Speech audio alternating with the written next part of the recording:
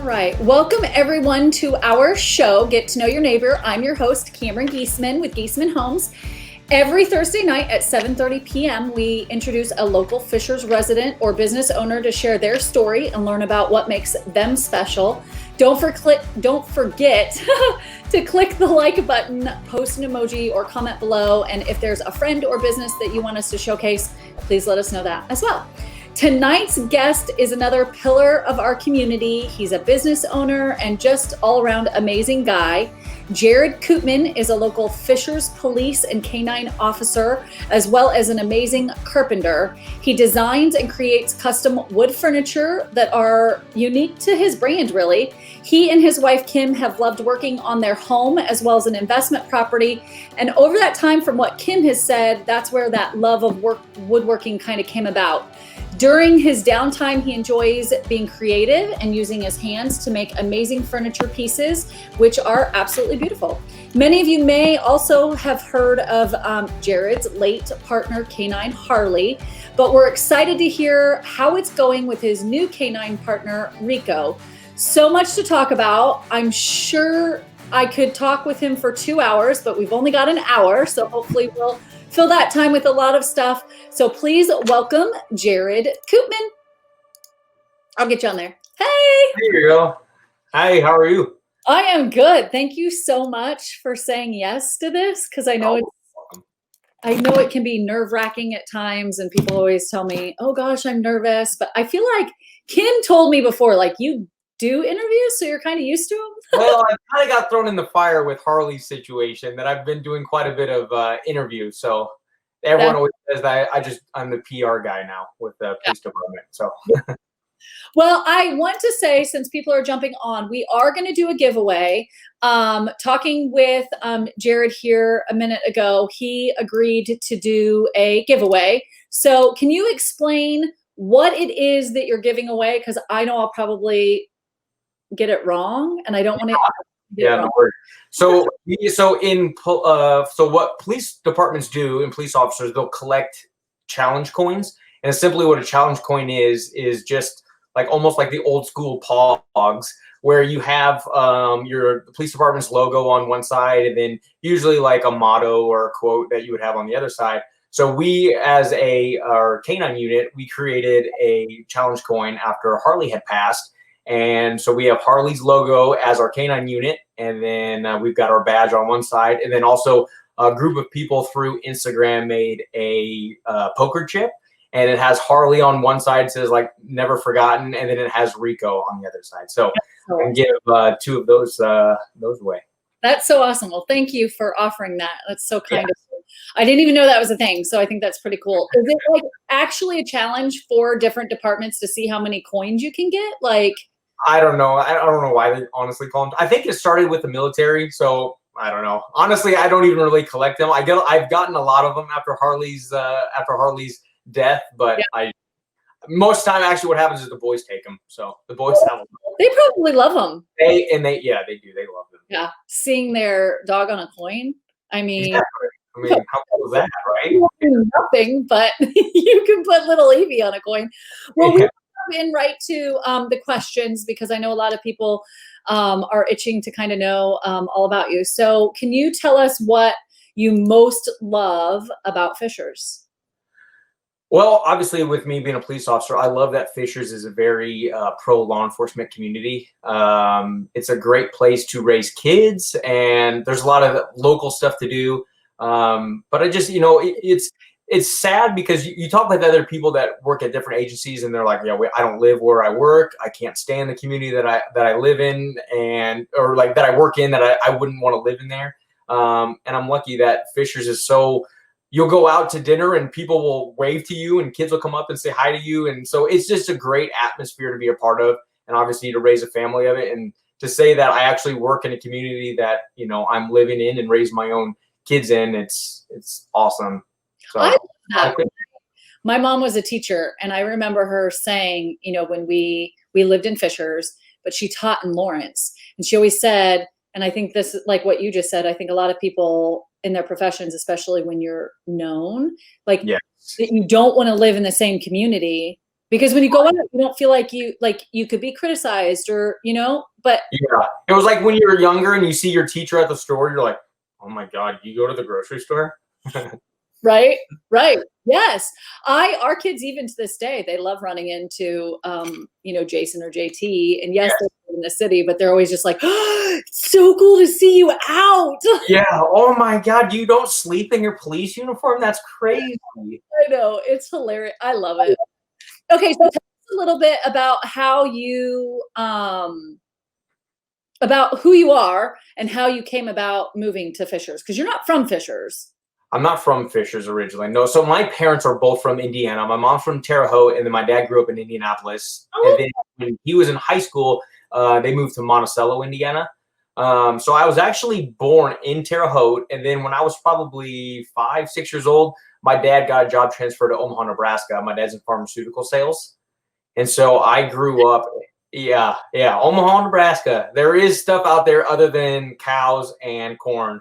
So it was Omaha's a great, like, people don't realize, like, Omaha has probably about 800,000 people. It's a good city. Went to a pretty big high school. I think I graduated with probably about 300 to 400 people in my class.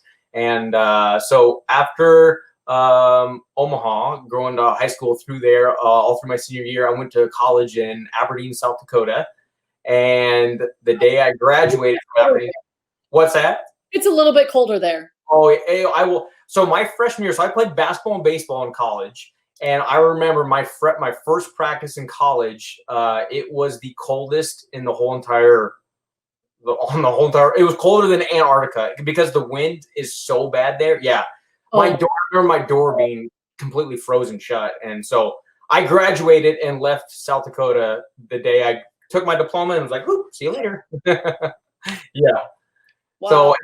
So how I ended up back here is my dad got a job transfer when I was a junior in college, and so I came here after I graduated because I was a broke college kid, and I actually went to school for business management and got a minor in communication, and I did HR for a few years, and then I went into sales, and then I had met some police officers at the gym, and they're like, man, you should be a police officer. And I was like, I don't know. But I did a ride along. And once I did a ride along and I did one process with Greenwood Police Department, I was like, you get paid to do this? This is awesome. So that's kind of how it started with law enforcement. Oh my gosh. Adam wants to do a ride along, and JT and Jason have both said, like, just tell us when. Like, I always tell people, like, I got to work anyways. I don't care if you come along. That's fine. Adam was so bad. He was in criminal justice in college and thought he was a cop.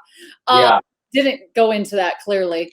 But I think that's maybe why we love cops so much is because, like, it's just something that we've always loved. And I think in a past life, he probably was a cop, has that. I remember growing up and I remember growing up and my dad was always like, if I had to do it over again, I'd be a police officer. Oh, really? Yes. He's like, I think it would be so much fun, and it's you never know what you're going to get into. And so I always remember, like, because I was like, well, I'm going to go into sales. I can go eat and cater and do all this and never work as a sales drug rep. But I was like, all right, well, I think police is the thing to do. So it's been fun. Do you know Glenda? Hi, Glenda. Oh, hi, Glenda. She's excited. I don't know Glenda, but thank you for watching, Glenda. So that's why. Did you meet Kim before or during college? I met Kim in college. So Kim's 2 years older than me. Okay. So when I stepped on campus, she wouldn't leave me alone.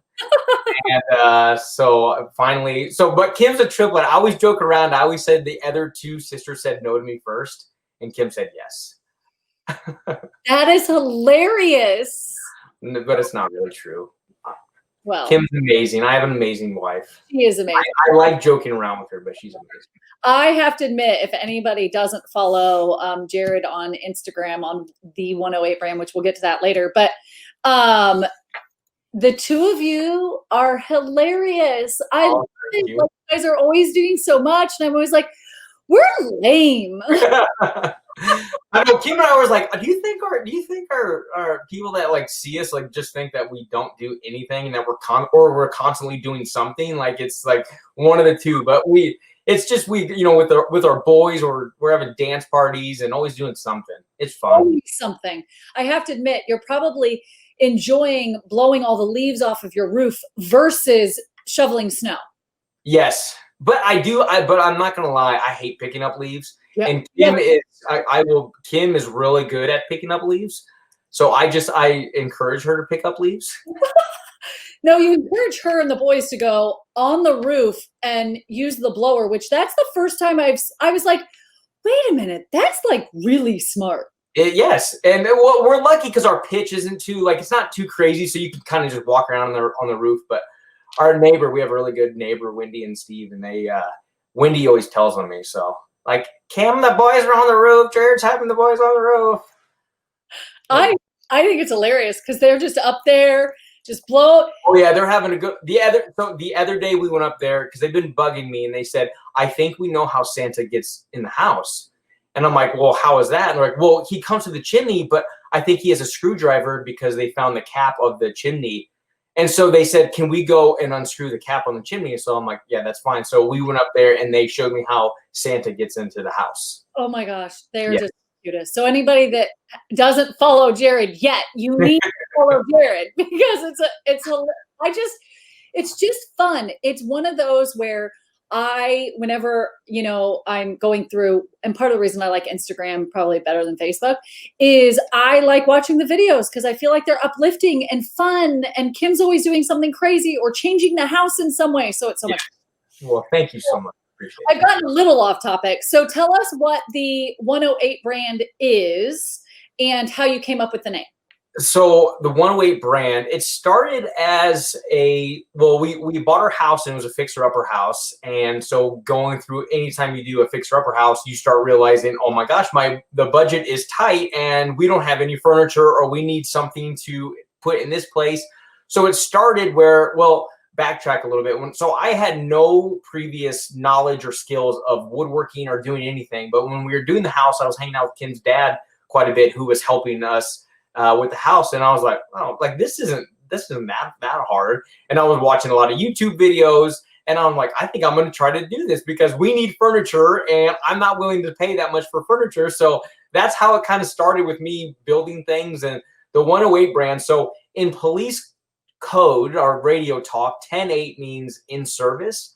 So I kind of like a little hidden thing there where it's like, oh, a police background with the woodworking. So the 108 brand. And then I did the brand because it wasn't just woodworking. It was like our life and the boys. And then now we're flipping a house right now. So I wanted it to be not just woodworking but when you look at the 108 brand, you're like, well, what is the page? What do you even do on the page then? I think it's a great name. I think it's a little bit different. It's simple. Conversation piece. Yeah. So tell us kind of what your typical day looks like in the shop and what are you currently working on? I know anybody that watches your Instagram is going to know that because you just posted on it. I just posted. I did. Yes. So I'm working on an 8-foot dinner table right now for a customer. And my goal is to be done with that by the end of the weekend. And so that's going to be pretty cool. And then there's going to be a matching bench with that as well. Which would be awesome. And then, but typical day, I work night shift. So I work 5 p to 5 a. And I will sleep probably 6 hours. So I'll set my alarm and get up, and that way I can get going on woodworking projects. Or when I'm off, that's when I'll really get a lot done because I'll stay up till 2, 3 o'clock in the morning doing woodworking, and I don't get bothered by So people are like, do you ever sleep? I'm like, yes, I do.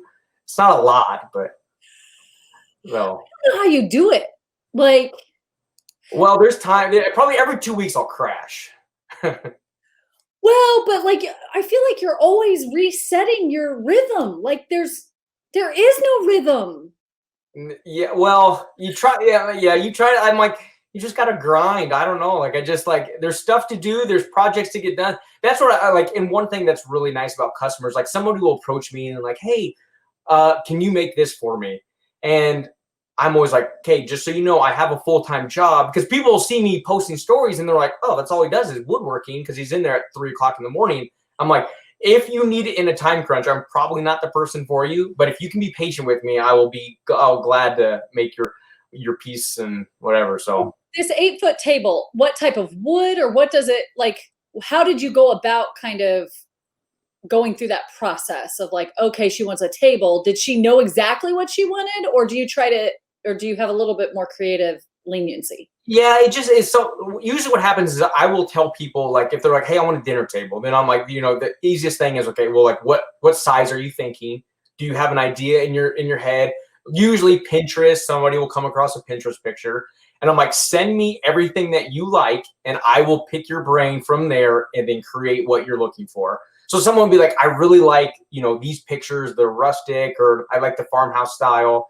And then from there, I'll and sometimes they're like, hey, just kind of run with it, but this is kind of the guidelines that I want you to stay in. And then so from there, I'll just get going with it. But the table I'm building currently right now, it's pine, which is hard. Like when I first got started with woodworking, I just start building things and then you don't understand. Like now I understand with it, I've been doing it now for probably close to 4 years now.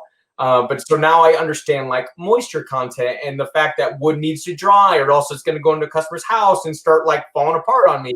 Yeah, exactly. Start warping. So, and then through that, obviously I've made have bought more tools to help, create just a better quality finish. So my big purchase that I wanted for a long time was a joiner. And what a joiner does, it takes like warps or imperfections out of wood, makes a nice straight edge on one. And that was my big purchase item that I got last year, and it's like a $1,500 piece of equipment.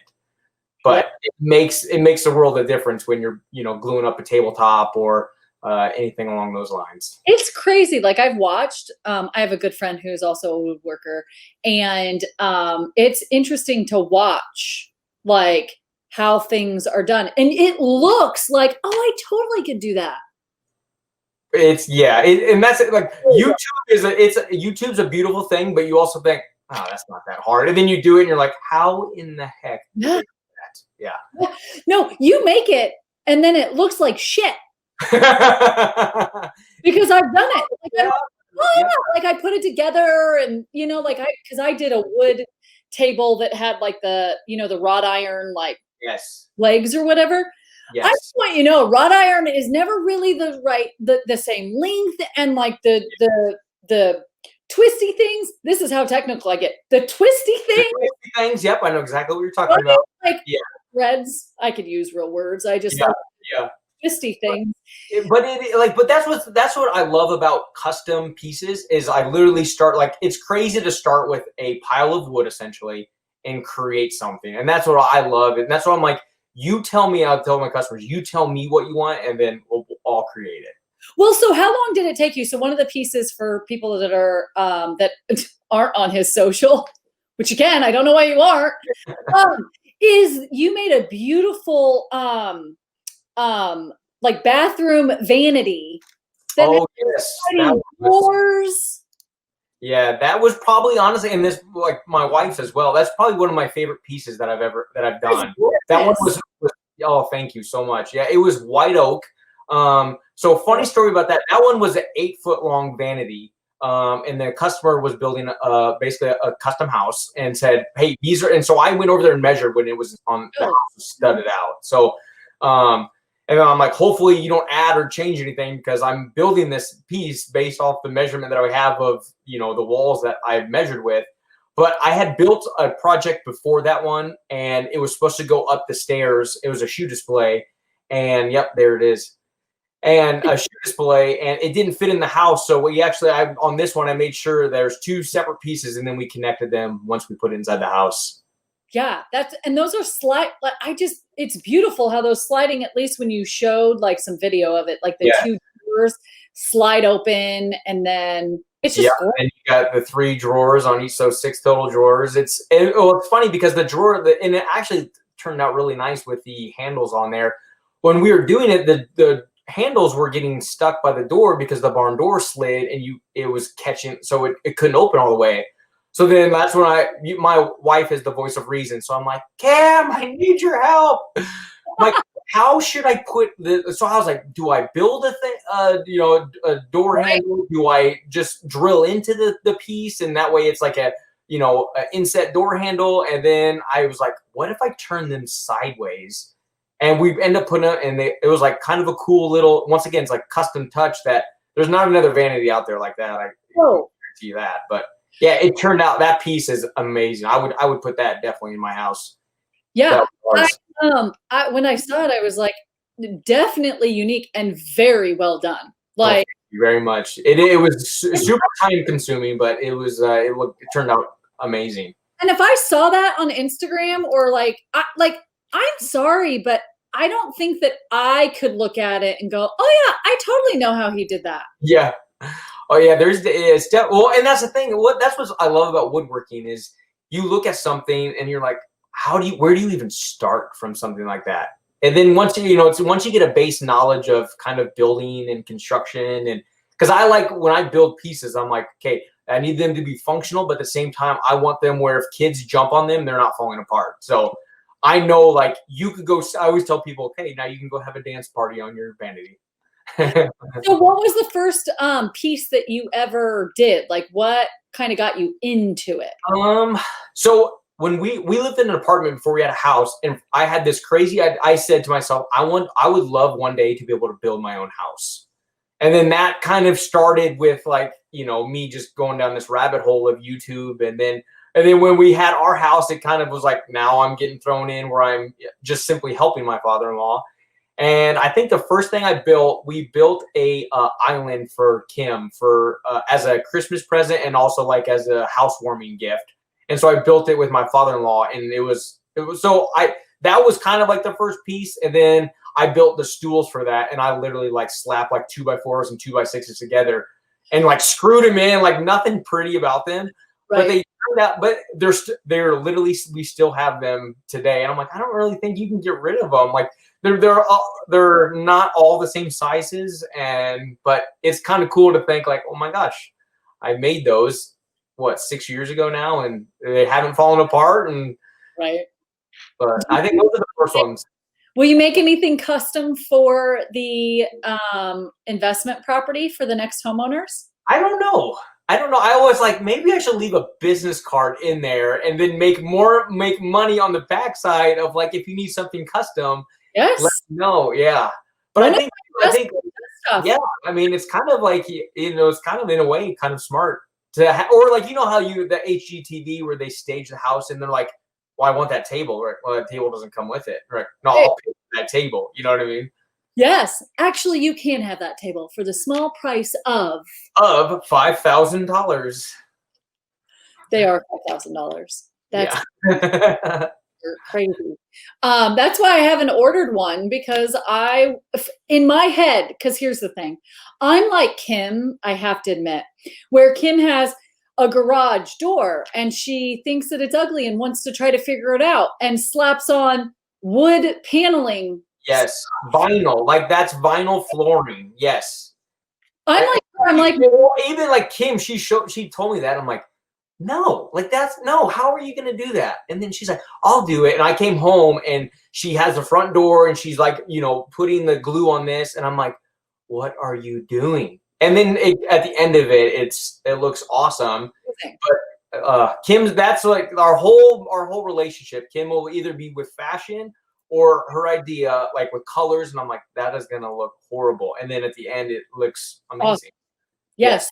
Adam has actually. I say this all the time. I have an idea, and he goes, "Oh no, you don't." No, yeah. No, go backwards. No. Yes, yeah.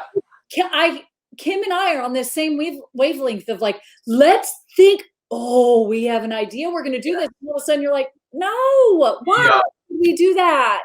Yeah. And we do it. And it turns out usually pretty good. But see, it's a bad thing because I do know how to make things. So usually I'm the one that's throwing out crazy ideas like we should do this and we should build like. And she's like, okay, no, pump the brakes. Like, no, we have other stuff we need to do. And I'm like, you need to sell. Okay. Exactly. Yes. And I always tell Kim, I am a dreamer. I just like, what if we did this? What if we? Oh yeah. What's your Enneagram? What's that?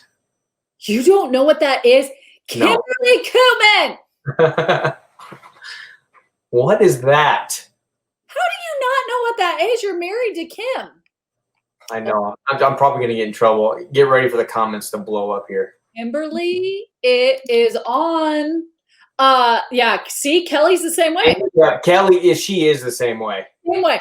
And she just redid her family room. Yes. But see, now Kelly, though, now I could see that's where she goes to Jason and says, I have an idea. And I could definitely see, I call him Peas. He's not Jason to me, he's Peas. Or sorry, one of the two. But I call him Peas. But that's when Peas is like, no. I want to do it. Sorry, yeah. Sorry, Jason. He doesn't. Kelly and I and you all say the same wavelength. My husband, I would say, Adam, let's do this, and he was like, no, but you. Yeah. Right? Yeah. Go ahead. Go ahead. If it's something he'll take part in, like I need you to move the wood from here to here. I need you to end this. I learned something very valuable from my father-in-law because Kim would have ideas and then he would simply say is, go ahead. Because he's like, we should build this and he's like, go ahead. That's all he would ever say. So I always joke. I always say that to Kim whenever she says something crazy. I think that's genius because that has trained her to then just figure it out and do it. Yes. And that's the biggest thing with like projects. You just kind of have to get thrown into it. And then you're like, wow, I would never do that again. Or if I did it again, this would be way easier if I did it this way. I'll agree with that. How many mistakes or how many things have you made where you're like, that is awful? Well, usually it doesn't get to that point where it's awful, but I do something where I'm like, that's not going to work. Or Kim will be like, hear me. Now she understands if I'm better now, but before she'd just hear me yell in the garage and she's like, oh no, yeah, I messed up something. But I am super OCD. So, yeah, Pease does hold the boards very well. Yes. But I am super OCD, so I'll measure 100 times before I cut a board. So I'm like constantly thinking in my head what I need. Jared, I'm the worst. I'm like, the whole measure twice, cut it once apparently doesn't exist in my world because I'm like, measure once, oh, frick, it's wrong. Yeah. One more one. But see, that's like, I do that one time and I'm like, oh my, no, I can't. Like, because then you like, especially when you're using hardwood, you're like, I just wasted a lot of money by cutting this wrong. And the cheap wood. Yeah. Yeah, and you're like, whatever. It's $6 for this board, so I'll be all right. It's really soft. That's the downside. Is it's just not. Yeah. Yeah. Well, and honestly, once you start like that white oak vanity, that was really the first project that I had made out of hardwood. And when you use hardwood, you definitely know the difference. You definitely pay for what you get for sure. Yeah. I had a question and it went away. Darn it. It was in there. What old age does to you. You just all goes away. That's one of the triplets. That's right. That was That's the one that got away right there. Oh, one that got away. Dang it. So when you're is there a project that like you have in your head that you want to do that you just haven't done yet that you're like trying to hone skills, or is like a dream project that you want to do? I really want a pole barn, which is nothing crazy other than I just want the space for a pole barn. That's building a building. Yeah. Oh, if it like to me, like my passion though, like especially doing this, and we need to get back to the flip house. Like we've taken a break from it. Yes. But like that to me is I love creating something from the ground. Like that's what just gets my juices flowing. And I'm like, oh my God, look how big this project is. And then I'm gonna see it at the end, and that's what's awesome. But I'll build stuff that's what's hard. I think what I struggle with is I'm building other things for other people, and I'm like, this piece would look so cool this way, but they don't want it that way, you know? That's why I always say, they're like, oh, just make it rustic. I'm like, your rustic might be different than my rustic, and I'm going to show you rustic. But it's funny, the customer that I'm building the table for right now, I said, they're like, yeah, we want a farmhouse, whatever, table. And I'm like, do you want it rustic? And he said, well, I don't want a cowboy dancing on it. But I'm like, that's pretty good. Because mine would be like, I love but it's true. Chains and gadget and like my style is like mountain, Colorado mountain, like big beams, stone, like that is a log cabin. Yes. We need a log cabin. There you go, Kim. You hear this? Kim, we need Come to do a log cabin, Kim. Make it happen. In Fishers, Indiana. There are. Yeah. I actually know the owners of the company that's in Noblesville that does has all the equipment that supplies to log home makers. Really? Yeah.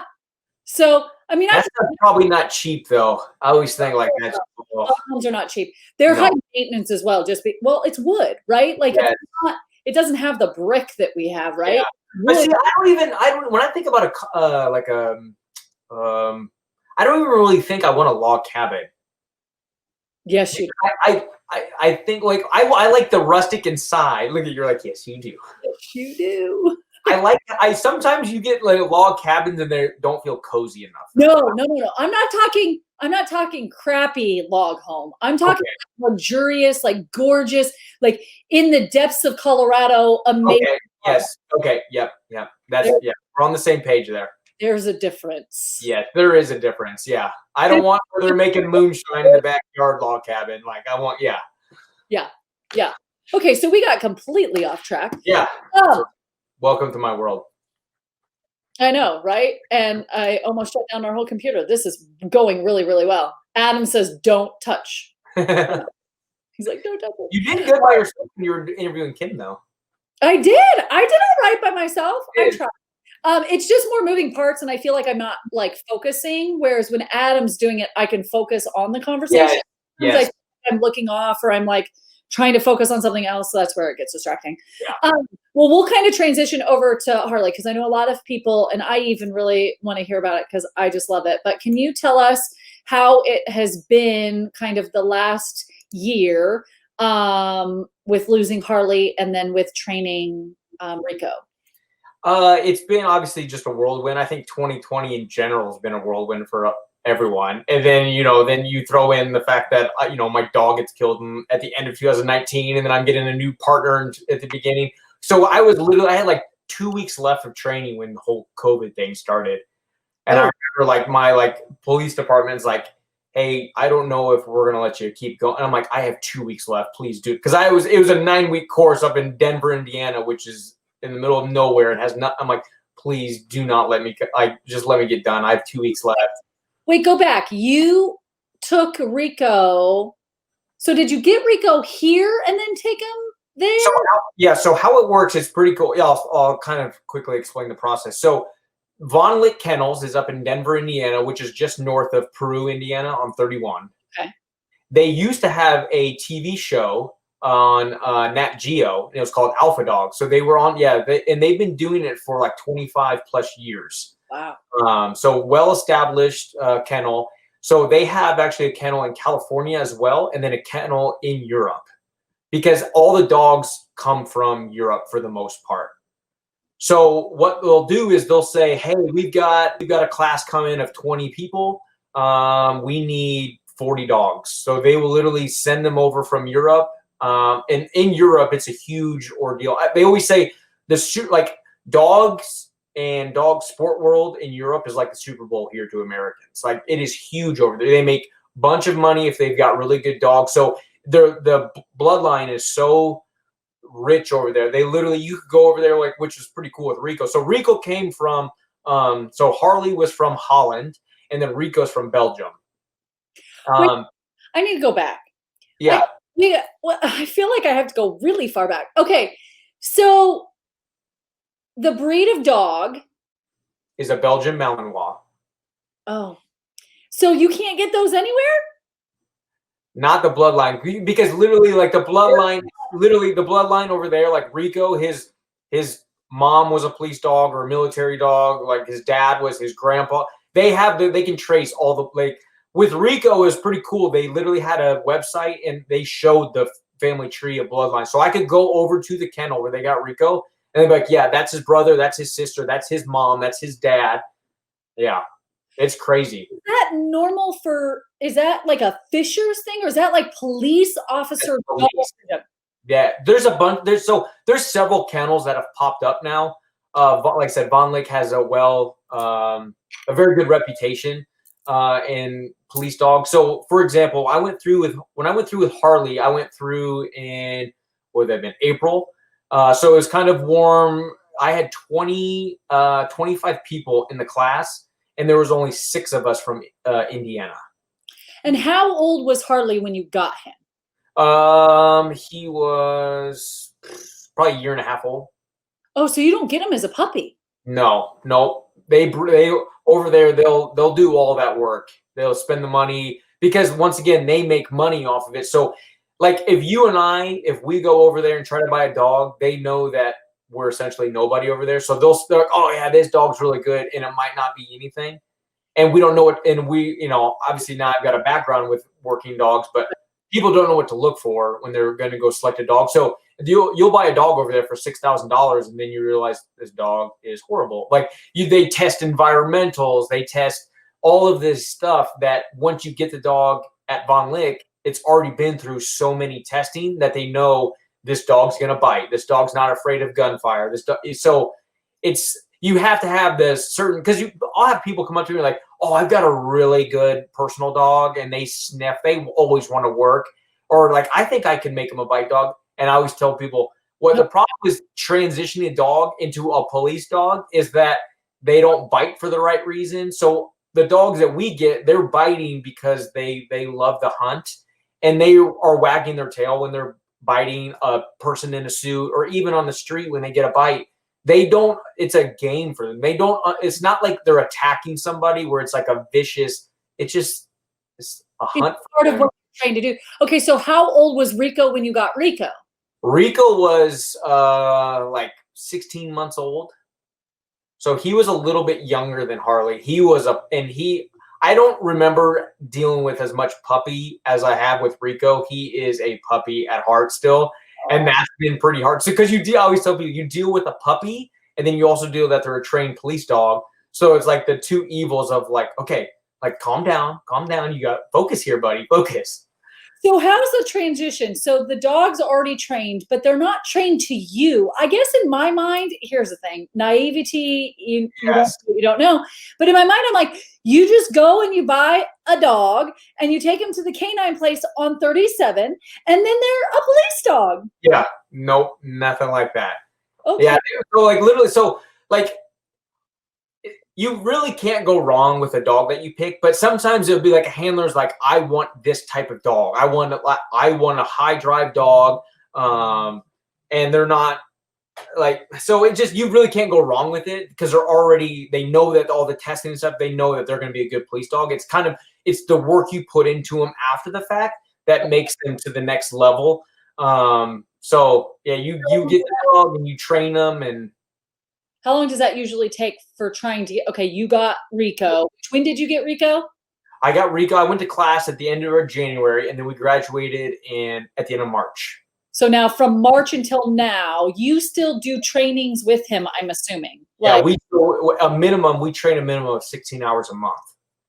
Wow. And that's like with other handlers at my agency. We also train with Noblesville, and Zionsville has 2 handlers that trains in our group. And you train so when I'm working, I'll do a training when I'm working by myself. I'll go lay a track for Rico, or I'll have another officer lay a track.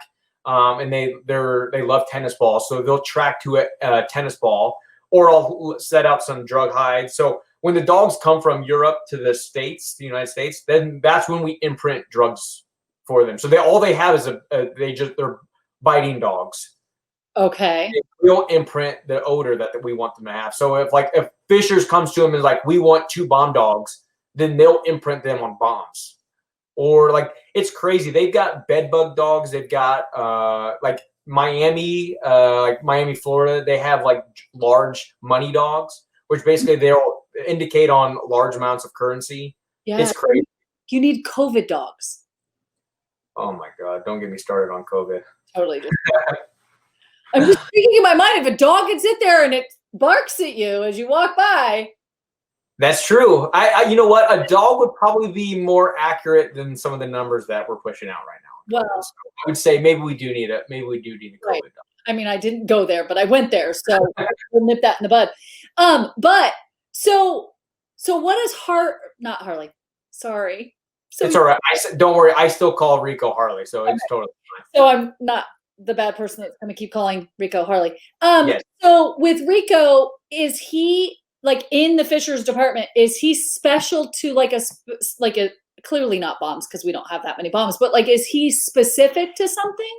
So he's a drug dog and a bite dog. Drug dog and a bite dog. Yeah, so we call them dual purpose patrol dogs, and patrol means that they're able to apprehend suspects by using their teeth, and then we use them for walkarounds or finding drugs or doing. We've done like mail, post office. They think they have a suspicious package. They're like, hey, we think this is drugs being mailed in. Like Indianapolis, they probably seized over $10 million through the mail and drugs and money from a dog. Oh yeah, they have a whole unit. IMPD has a whole unit. All they do is just sniff mail, and they seize about over $10 million, probably at least a year. It's crazy. Gosh. Yeah. Okay, it's a whole world that people don't understand. Yeah. How many dogs does Fishers have? We've got 4, and all our dogs are drug dogs and bite dogs. Okay, that's what I was going to ask. Thanks for knowing what I was thinking. Yeah. So do you ever think about training him to other stuff, or like do you have to, because is Rico the property of Fishers? Like how does it work? Yes. So Rico lives at our house. Okay. He's my dog. Nobody else works him, but he is essentially owned by the city of Fishers and the police department. So on a typical day, he's not in a crate. Like he's like a normal dog. So he doesn't come inside the house. We have pretty strict policies with the dogs because they are a liability because they do bite. So anytime a dog bites, like we always say, like dogs can't reason. They don't have the ability like a human being to reason. Once a dog understands that, they get praised for biting. If he were to bite my kid, he's not essentially wrong because he's doing what he's trained to do. So with that being said, you kind of mitigate your potential for risk with that. And he stays outside, and people are like, oh, like he stays outside. Like he is fine. Yes, he is. They live the dream. From where they are in Europe, when they come over to the States, they live the dream over here. They get treated very well in the United States and not so well in Europe. Even living outside?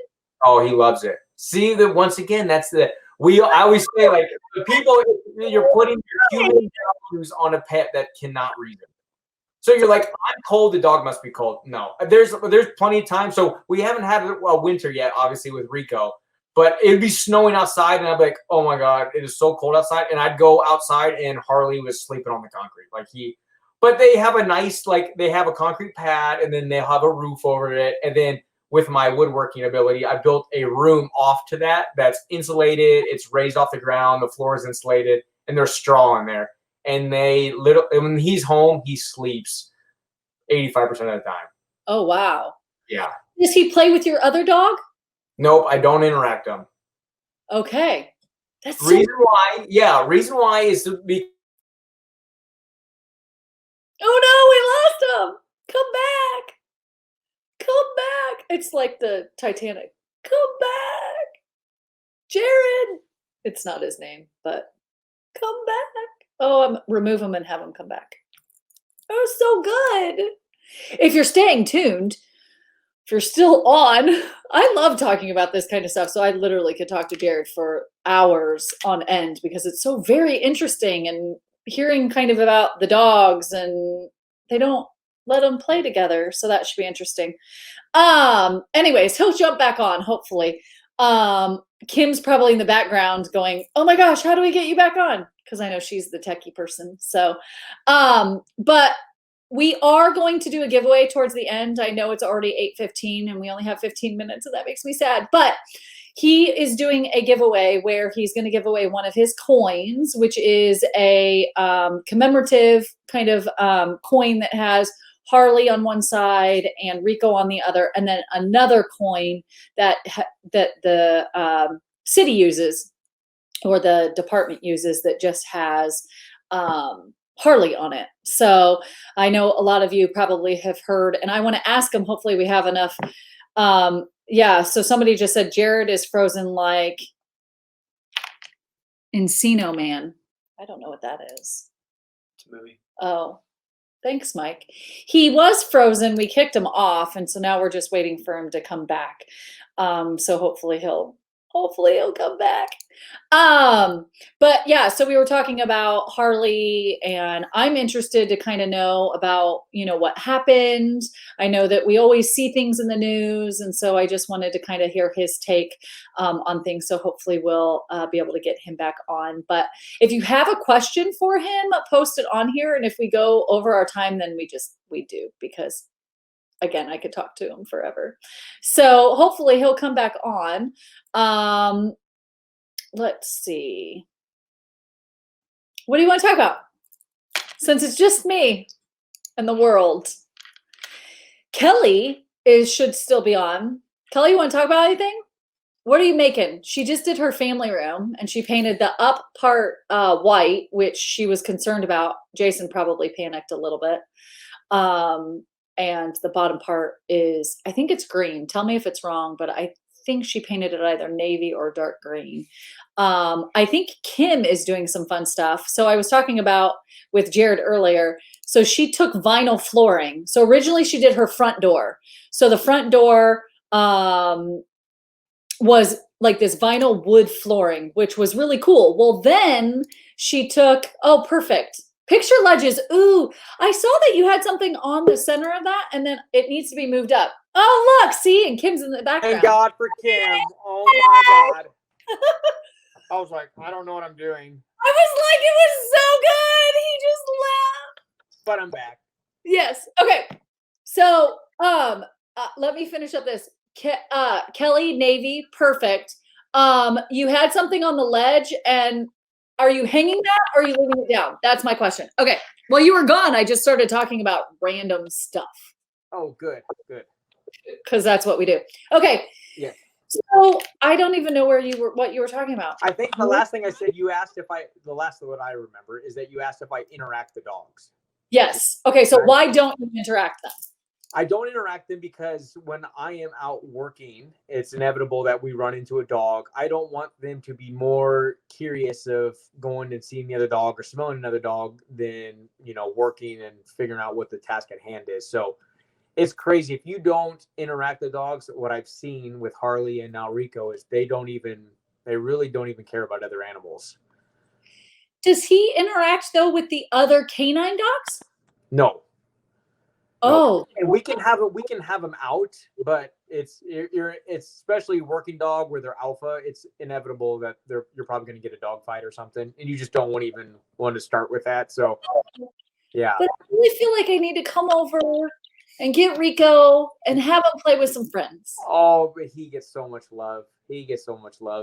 But it's true. Like the dog is like we always say the dog needs affection, food, water, and air. That's the only thing they need to survive. We as humans obviously throw in a whole other barrage of things that we think they need, like, oh, my Poochie needs this. Yes, so, we do that. Yes. So, but no, he lives a dream. He doesn't want anything else. Okay, so can you tell us a little bit about kind of, I know I didn't send you this question, but I know you and I said that it was fine to kind of talk. Can you tell us about the situation of that day and kind of how it's been kind of the last year of like, what happened and then transitioning? Because I think I think a lot of people are interested in that. Yeah. Well, do you want to hear the story of that night or what? Sure. Story? Any. Okay. So we got called to or we got information that there was a driving complaint on the interstate on 69. Anybody familiar with Fishers knows 69. And we had gotten another call out on Oleo with somebody that a self-inflicted gunshot wound. So we happened to be out there, and we just ended up passing that along because we're like, well, nobody's on the interstate, and our hands are tied with this call. Well, we just so happened to have a guy that was training a lateral officer and they were coming back up 69. They went and they were at Community North Hospital. And while they're heading up 69, like they see this car that's matching the description that dispatch put out for a driving complaint, and it was parked on the side of the road. And they're like, isn't that the car that dispatch put out for the driving complaint? So they get behind the car. Well, as soon as they get behind the car, they take off. And now they're in a pursuit. And they end up at that point, I broke away from the detail that I was on. And I'm like, with the dog, I'm going to go help out with the pursuit. And sure enough, they got out. They got off on the 210 exit and start heading toward Oleo. Okay. So it actually, Jason Peasley was the one that was, he was the one that he actually called for the car to pit the vehicle, which is basically it allowed you essentially affect the car so it stops during the pursuit. So whatever. So they were not pit certified. So Jason moved to the front and he pit the car just north of that community building on the east side, like 131st and Oleo, 136, 131st area. So they crashed into the woods on the east side, and you see the driver just take off running into the woods. And that's when Harley and I gave chase. And it was like that night was super cold and it was snow on the ground. There was a full moon. And I had done some canine training in that field, so I knew how big it was. And we completely lost him. As soon as he took off running, I saw him. Well, and then when I released Harley, Harley took off running to my right, and I looked over to see where he was, and I looked back, and I have no idea where the suspect went. So Harley's off leash at this time, and he's searching for him in the woods. Well, he gets an odor around a garbage can, and from there he takes off. He continues east, and he's still off leash, and he takes off running in the woods. And I'm with two other guys at this point, and he's in the woods. And I basically tell the guys, like, hey, hold up. This is really dangerous. I have no idea where this guy is. He could be waiting to ambush us. Just hold up. And 2 seconds after I said hold up, you hear the gunshot, the single gunshot. And it was probably about 30 yards away from where we were. So it was close. And hearing the single gunshot, I knew based off when Harley took off running, that single gunshot, I'm like, yeah, that was for Harley. But in my head, I'm like, I don't know if he shot him and wounded him or he shot whatever. And luckily, Harley, he was killed instantly with a gunshot, which is kind of a calming piece for me. He ended up shooting. Harley was in the air. When they found Harley, they figured that Harley was in the air lunging to make apprehension. And he shot him 6 inches away, shot him right on top of his head. And the bullet traveled down his spine and went through his first, second, and got lodged in his third vertebrae. And then the suspect took off running from that point. We didn't know it at the time. We thought he was just still waiting in the woods. So we held that position, not knowing really where Harley was. And then the suspect ended up trying to break into homes on the west side of Oleo, like Saxony area. So we started getting phone calls that black male is trying to break into homes. And then when they start putting more information out, we're like, yeah, that's our same suspect. And they ended up apprehending him probably, I don't know, it probably took 30 to 45 minutes before we actually it took a while. He was running around. We had a bunch of help from Noblesville, Carmel, state police came. They had a helicopter out, and I don't remember seeing a helicopter. I don't remember hearing a helicopter. It was just like complete chaos at that point for me. But so Harley was, since it was a crime scene, they ended up finding Harley, and took about 2 hours before I actually saw him again. They brought him out of the woods. So the police department did an amazing job. They had guys lined up on each side. They stood at attention when they grabbed Harley from the woods. We did a procession down to the VCA Animal Hospital, and that's where everyone could say their final goodbyes. That's when Kim came down with the boys, because this was probably at the call was just after midnight, and by the time we were at the hospital, it was like around 3 o'clock, 4 o'clock in the morning. And then so from there, I tell people, I was glad I took some time away from canine, but I never had that feeling that I wanted to completely walk away from canine. But I just needed time. Obviously, it was Thanksgiving was there, and I just wanted to spend time with family and still kind of gather the thoughts, because it is literally a whirlwind with funeral planning, all that whole 9 yards. And then your life is essentially just flipped upside down. Because we were doing the house and we were rock and rolling on the flip house. And then we had got a stop work order, like a permit that we had to pull. And that was the same week that Harley died. And I was like, the house is the least of my worries right now. And then, so it was just kind of like one thing after another. And I always say probably like 3 months into it, that's when it finally, like, you just like, you can gather your thoughts and everything's, but I tell people during that time, it felt like I was standing still and the world just kept spinning around me. It was just a weird feeling, but also at the same time, like, it's super sad. Like, I mean, of course, like, it's my partner that, you know, he goes to work with me every day. He's around me. I would say he's with me sometimes more than my kids are, and Kim is. But at the same time, it's like he did exactly what he was supposed to do. And the suspect ended up being, he had killed a few people in Indianapolis. So 3 murders that they were able to pin him to, because they ended up retrieving the bullet out of Harley. And they found the shell casing, and then they found the gun that he ditched.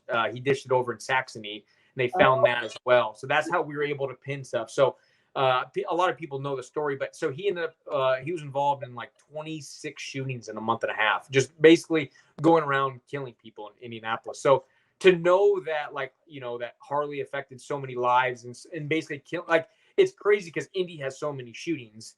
Right. For 2 days after Harley's incident, there was not one shooting in Indianapolis, which is crazy.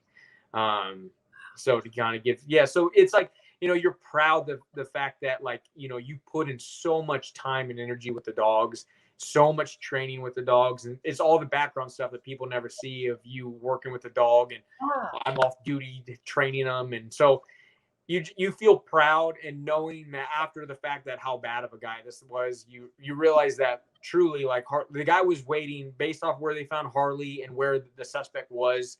He was waiting to ambush us, and he was just waiting behind a tree and waiting for us to come down. And so if it wasn't for Harley doing what he did, who knows what would have happened. So, you know, some of that stuff is it kind of gives me peace and comfort to know that he did his job, and I was able to come home that night and still be with Kim and the boys. And so it's I usually get pretty emotional. I was telling you before that tomorrow is his 1 year anniversary. So I had not been back to the site. We went back to the site tonight, and they still have the caution. It's just eerie.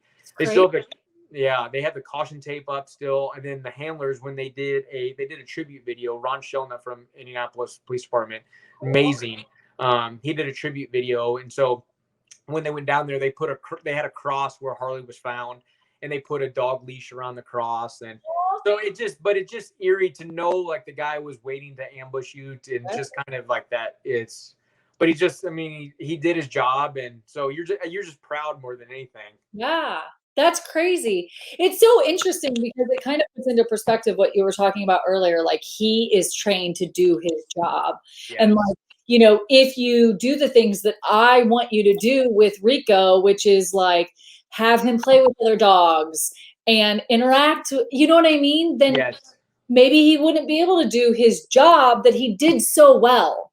Yes. Yeah, you're exactly right. And what's hard for people to understand too is, like, they'll see the dogs, and it's like they literally the dogs live to work. Like, they just want to go work. They want to go hunt. They want to go find something. They want to get their ball. They don't want, like, I always say, like, Harley was like a shark, like at the zoo, where they come around, like, you better hurry up and pet him because he's not going to stay and let you pet him. Like, he was completely content just chewing on his toy, laying in the grass, or laying in Kim's flowers. But it's just a crazy experience. You know, when I get emotional about it, I think about the whole scenario. I think about the community coming together. Once again, the reason why I love Fishers, the amount of people that came together that I had no idea who they were, and donate money or send cards and gifts, or literally we had taken a picture. Glenda, actually, she's a photographer, amazing. She came over and took a picture for Fishers Magazine because it was an article for them. And our whole kitchen was covered with cards and gifts that I had received. And I literally am still getting gifts from people, which is crazy. But, like, I've gotten, like, the governor wrote me a letter. I had people from every state. Every state I received a letter from somebody. It was just crazy to see the outpour. And then you think about, like, the families, like, and that's when I get emotional. I like one of our guys had a baby, first time dad, like the next week after that. So that's when it's like, that's when it touches, and you're like, because of Harley, I got to come home to my family. So that's when it's worth it. I know I get emotional when it comes to the family stuff, but yeah, that's it's amazing. Well, and I feel like because again, you know, being friends with a couple of the police officers, Yes. you know, when I heard it, like I instantly thought of them. And, you know, with Jason saying that he was part of that, like it's like it just makes you go, oh God. Yes. You know what I mean? But it allows you, he did his job and allowed you to come home to Kim and your boys, which yes. And that's yes. And it's I think and too like what's nice about Fishers, and I always tell people, it's you get emotional about it because like with Peasley's and JT and you know Brittany and their kids, like you know everyone's families, you know their kids. So to know like because of Harley, we all got, and everyone that night that got to go home to their family. That's when you're like, it's worth it to me to know that everyone got to go home. So yes, I mean, if Harley, you know, I always try to look at the bright side. If Harley didn't do his job, then we wouldn't have the fun dance videos of you and the boys and all the stuff that you bring to our community. And like that's the part that it's like, yes, I do understand. That's why I even asked him. I was like, you know, how is it going with Rico? Because it's like transitioning, and you can't say that they're the same dogs and you have a different connection, but it can be hard to kind of go on to that next. Yeah, and had surgery the next day. Yeah, I'm sure Peasley got no sleep that night. Oh well, Peasley doesn't get any sleep because yeah. But yeah, it is. It's just I don't know. It's so hard to put into words, and but yeah, like it's every dog. I always say like it's my job to mold around the dog. It's not the dog's job to mold to me. I had to figure out what makes him work in order for us to be successful. Because what is Kim saying? Yeah.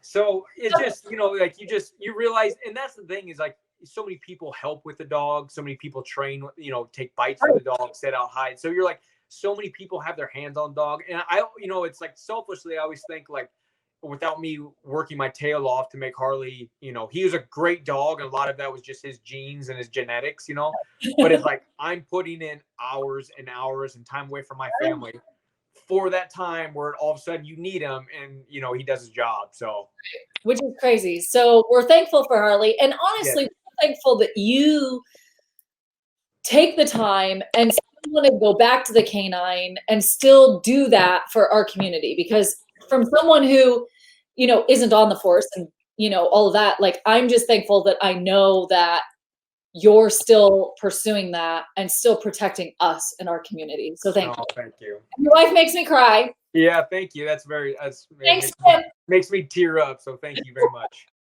Dang it. Yeah.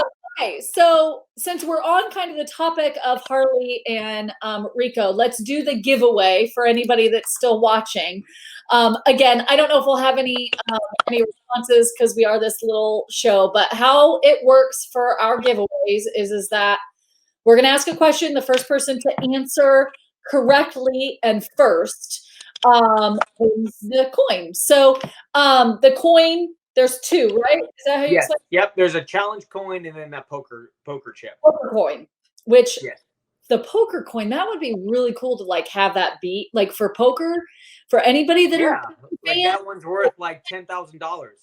Yeah. Totally worth $10,000. Yes. We're going with that, Jared. Yeah. So the question is, where did the 108 brand name come from? So while we wait for the response on that, for the person to win that, of course, we already got a response. I say as we do that. It's somebody saying they're proud of you. We're all proud of you. That's my aunt. Thank you, aunt. Yay! Yes. Hi, Auntie. Okay, so for all of those who want to support you or support Harley and Rico, like where can people who are watching, where can they find you and support you? Like support like through like the agency wise or anything like Instagram, or if they want to give, like is there any specific Obviously, like, you can follow me through social media. You know what? I always tell people, because I get, especially with dogs, that's what I love about Canine, is that dogs immediately reach the public in a different way, because everyone can relate with an animal, with a dog that they love and stuff. So I always tell people, I'm like, you know what? Like, we have everything that we need. We're lucky that I work at an agency where we have really nice stuff and nice equipment. So I always tell people, like, just support police when you see them out. Just tell them thank you. Like, that's the only thing that, like, so other than that, like, the dogs are fine. The dogs work for tennis balls and dog food and love from their handlers. So they don't need anything else. They don't get any special treats or anything like that. Although if Harley ever found somebody, Rico has not had the opportunity to find somebody yet, but I'd always go through the Steak and Shake parking lot and get him a cheeseburger if he found somebody. So that was his reward. It was more my reward that I got to see him, because he ate it in like 2 seconds, so he could probably really didn't even taste it. But knowing that, hey buddy, you found somebody and daddy appreciates it, here's your hamburger. So I love that. Well, yeah. Because he won't plug himself, I'm going to plug him for all of our viewers. So you can find him at the 108 brand on Instagram. I have to admit, that's my favorite, because you do stories and everything. And so it's just fun to follow kind of you and your family. And so anyways, that you can see him on Facebook, which is the 108 brand. And I found out tonight, for all of you TikTok people, I'm not a TikTok person. So here's the thing. Apparently, you need to share your TikTok on Instagram. Sometimes I'll post the videos on from TikTok on there, so you gotta look on them through. Because I don't do TikTok. We don't want our kids to have it, and so I will. Now you're making me feel bad about it. No, it's. I'm just kidding. You're using it for fun. I'm sure you don't get sucked in like I do and spend 5 hours staring at videos. TikTok is very addicting. I will say that. Next thing you know, you're like, oh my God, I've been on here for an hour just scrolling. I know. Through this. Yeah. Let's be honest and real. I do that on Instagram. So I just try to say that I'm not doing it on Facebook, Instagram, and TikTok, because there's. Yes. Then you're in trouble. Right. So let's see if anybody. Yes, that's right. See, there you go. There's a lieutenant right there. That got started from an officer, the 10-8 brand. There you go. What is Sheets? Jared Sheets. It's an officer. Every officer, everyone knows that you don't ever call anybody by their first name. Oh, it's always a nickname or last name. That's why I called Jason Peasley Peas. Like, he's Peas to me. He's not Jason. Yeah. Yeah. Well, and you're not Koopman. You're Coop. Coop. Yeah. Yeah. Coop, I've heard some pretty crazy names for myself. A lot from suspects too. Like, they'll say stuff that's inappropriate for me to share on here, but I go by anything that someone wants to call me. That's fine. I need you to not work night shifts so that if I get pulled over, that it's you and not some of these other cops that have pulled me over. Well, you probably get pulled over by Picket Ticket. I know. He's one of our traffic guys, and he writes a lot of tickets. No, but I will say you always get it. Like, there obviously the communication gets brought up with police officers and society and stuff. And I'm like, I genuinely, like, our agency has some of the nicest people. Oh, they do. Yeah, it's amazing. This is my problem, Jared. I get pulled over by the state police. Oh, see, that's your problem. See, state police would write me a ticket. That's how that works. Don't give a shit. They don't. I always tell people, I'm like, who'd you get pulled over by? Like, state. You're like, oh yeah, sorry, you're in trouble. Yeah. I was an idiot that needed to show people in my back seat how fast my car could go. Yeah. Yep. And as I'm driving at him, goes, that's a cop. As I passed him going like, it was bad. Anyway, he didn't give two shits about me. Nope. They don't care. They don't care. I was like, here's the deal. It's a new car. It goes 0 to 60 really fast. I just wanted to show him. He was like, I appreciate your honesty. Here's your ticket. Here's your ticket. Exactly. Yeah. Like, you could be like, I need to get home. My house is on fire. And they're like, all right, here's your ticket before you go. Yes, Mikey. Do you know LT1? LT, you get some coins, or I'll get you some coins. Okay, so you know him. I don't need to connect the dots. Nope, I know where to find him. Thanks. And if I ever get in trouble, he's our IA, so I sit in his office while he reads me my Garrity rights. Nice. So I need to get pulled over by him. or by you. No, you don't want to get pulled. You don't want to get pulled over by him. No. Although he is super nice. He's very nice. Yeah, I wasn't excited that I got pulled over as the police. It was not my proudest moment at 1 a.m. You know what the state police like? If you call them troop troops, they like that. I'm not gonna try that. You should try it. You're gonna get a ticket anyways. You might as well have fun with it. That's probably. You might as well make a funny joke about their hats that they wear. Oh my gosh, yeah. That's scary. Well, so we're at the end of the show, which is past. You are officially our longest interview, which this is sad. I could talk to you for another hour. There you go. So I beat Kim. That's what you're saying. Oh. Woo. Sorry, Kim. It's all right. We'll have Kim back on, and I'm more entertaining. We'll have Kim and I both, and then. Oh my gosh, that would just be a shit show fun. You know who that's when Glenda, she likes watching that. Yes, would be so enjoyable. I would love every moment. But before that happens, you need to find out what your Enneagram is. I know, like we still didn't cover this. Like I feel bad. I don't even know what this is, but I feel bad. All I know is, Kim, come on. He doesn't even know what the word is. No, I don't have a clue. Well, you're taking care of a dog that's taking care of our city, and that matters more than knowing what your Enneagram number is. Yes. So, rematch. You don't want to rematch, Kim. Yes. Did you miss the last question? Well, we haven't asked the last question. Kelly, you did miss Kim and Jared in a reality TV show in the making. 100% I would watch it. Kim, you missed, or not, Kelly missed the question, but I bet if you're really nice to Jared, he'd probably give you a coin. I'm sure her husband has some coins. Right? I know. Right? Yes, he was one of the first people that got a coin. I love Jason. He's one of my favorite. Okay. Awesome. My last question of every episode is, who do you think we should interview next? So this is off the wall. So I just started doing jujitsu. I've been doing it for almost a year now. Wow. There is a gentleman that owns that. Which is crazy. They've been in Fishers for like over 20 years. So he has taekwondo, kickboxing, jiu-jitsu, Muay Thai, but his name is Jason Kessler, and he's just a good dude. I think he'd be a good one to reach out to. Get to interview somebody like that. That's kind of off the wall. That I'm sure that you haven't had. Where is it located? What's that? Where's it located? 131st and Parkside, or right around there. But it's not Parkside there. It's the next street to the east there. I can't think of it right now. But it's called Fisher's Brazilian Jiu-Jitsu and Boxing. He's going to be so happy that I called him out.